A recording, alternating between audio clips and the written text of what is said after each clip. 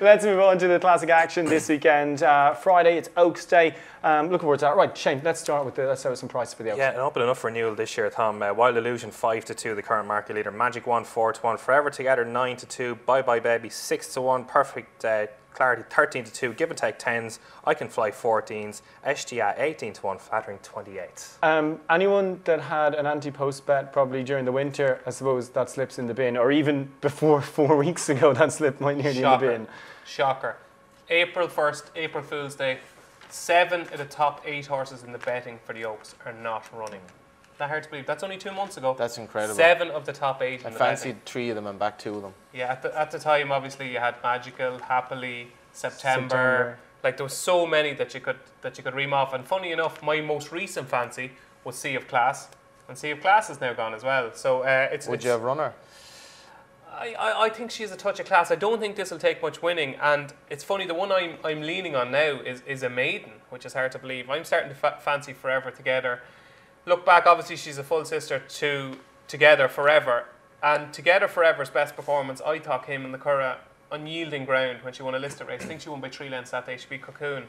And I think she'll cope with the ground. It's interesting, when I watched the Cheshire Oaks that Magic Wand won, straight after the race, like Magic Wand won convincingly. Yeah. And I was watching the race and I said, you know what, they're going to be so much closer together at Epsom. And straight after the race, Jason Weaver said, I want to be with Forever Together.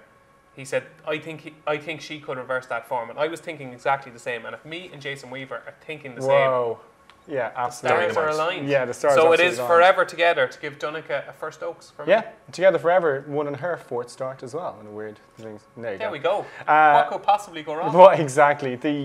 Jason Weaver, completely useless trend stat altogether. A strange one on Donica, actually. I know the aforementioned horse who we always Clear Skies, when she was beaten at Gorn during the week, it was a bit of a nightmare for Donica.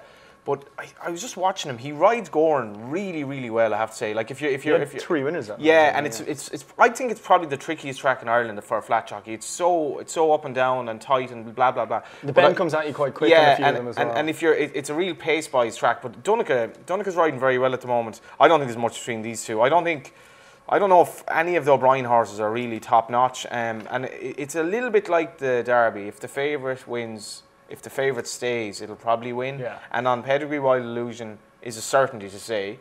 But, you know, she ran in the Guineas. This is a fairly quick turnaround to go 1.5 miles at Epsom. So I'm going to take her on with Atea. You know, the Simcock horse. Frankel, obviously, it'll be a big win for Frankel, who has Cracksman as well.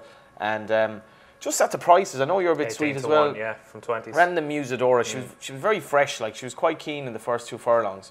Won her side of the well, it was actually a small field, but they went two sides. She won her side. Far side, yeah. She's by Frankel. She will stay, like, and I think she'll come on a lot from that. And won her maiden in the manner of a nice prospect, and be an interesting one for Jamie Spencer as well. You know, it's probably a long time since he was a classic winner.